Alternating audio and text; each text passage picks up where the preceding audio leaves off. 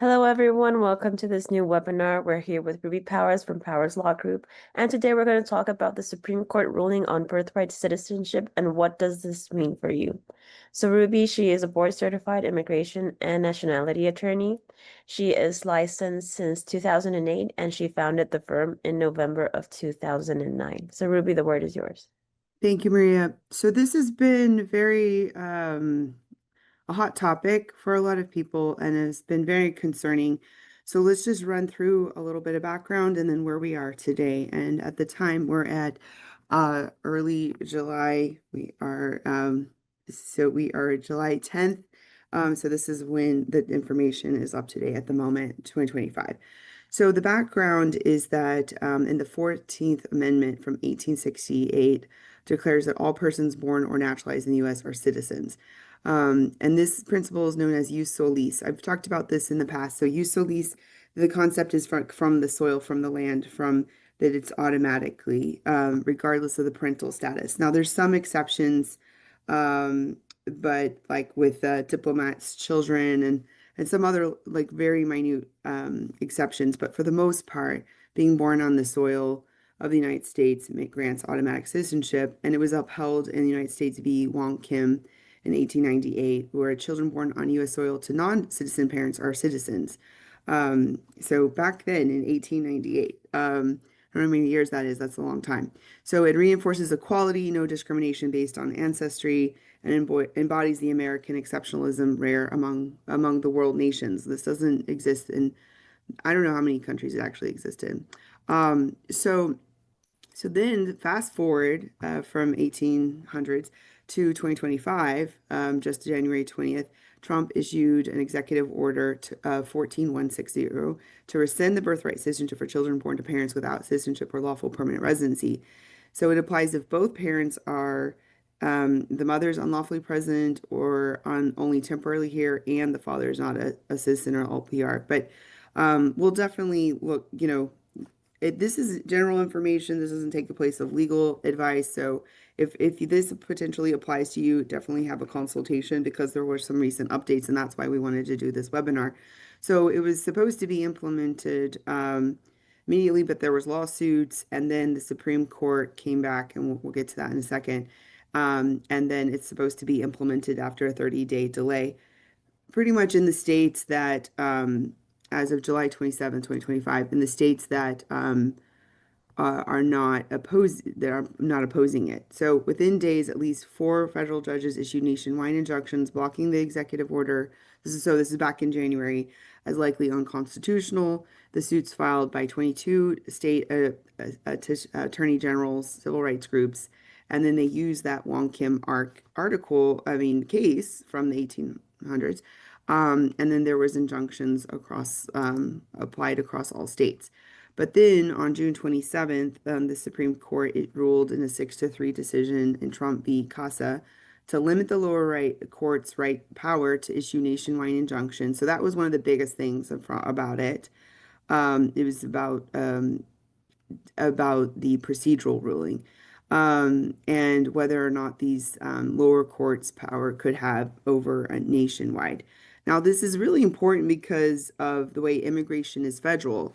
And so when one thinks that some of these decisions or these executive actions or orders are wrong, and so I'll just basic English here, then by doing these lawsuits, then at least it puts a pause all over because it gets really crazy when you have like I'm in Texas, I represent people all over the US and the world, and then you have to get down to like which state. Like this is federal, not state specific, but so this was a procedural ruling that did not decide the executive order's constitutionality.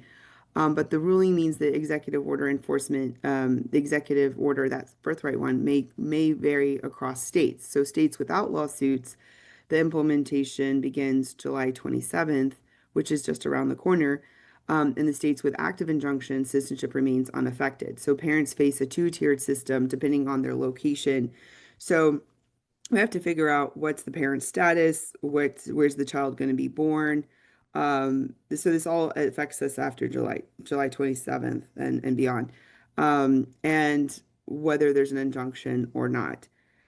So I think if I mean, just without, it probably would make sense if you are concerned and this could apply to you to have a child in a state that's actually has an injunction going on, so that so that you have that protection.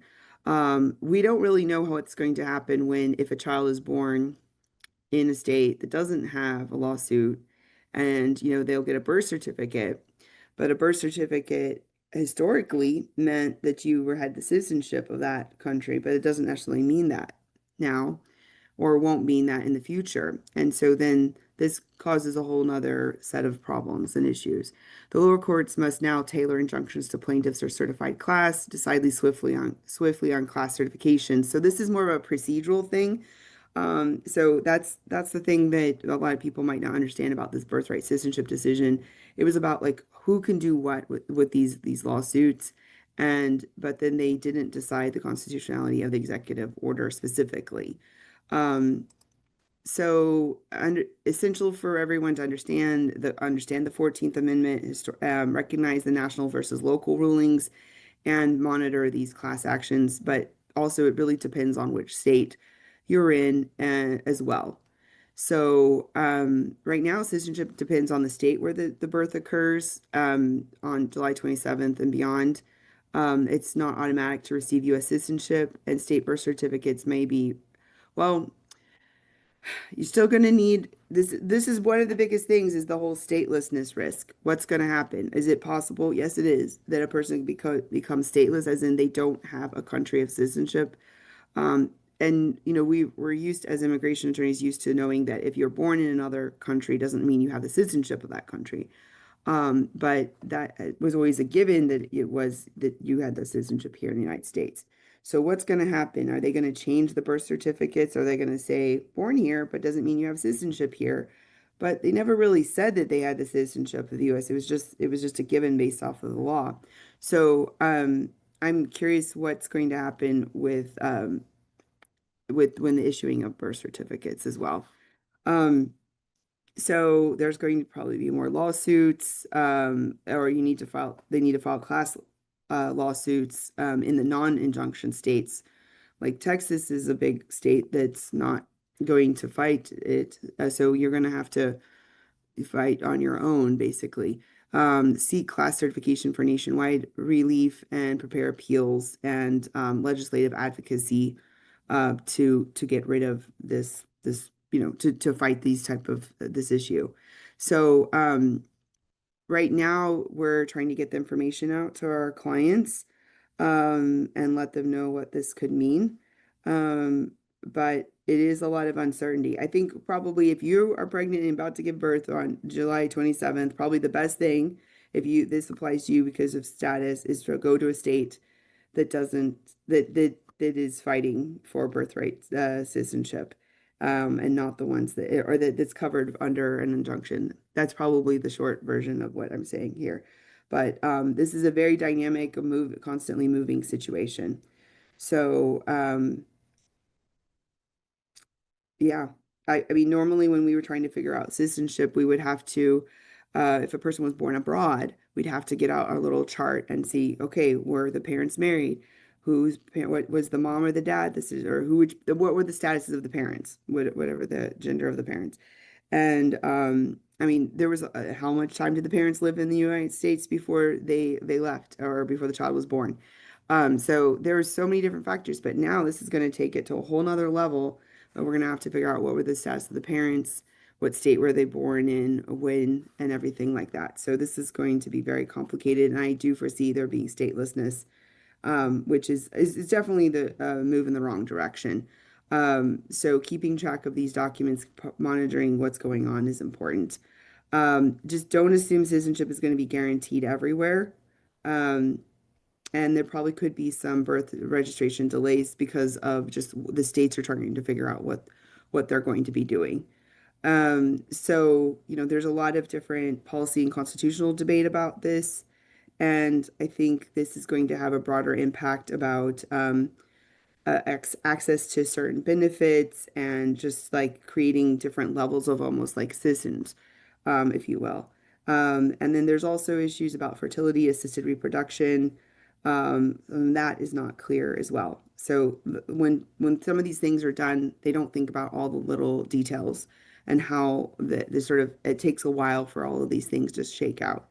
So we'll continue to monitor to see what's going to happen, and it is definitely very fluid. This whole thing is fluid. So I'd say if this is a concern of yours, you can have a consultation, but the bottom line is certain states are more protected if they're doing injunctions and lawsuits than others. And the big day that this is supposed to go into effect is July 27th. So that's why we wanted to have this right now. You can reach us everywhere: Facebook, X, Blue Sky, TikTok, Instagram. We have a newsletter that comes out in English and Spanish every other week. And we have multiple attorneys speaking different languages. And so this is the Supreme Court ruling on birthright citizenship.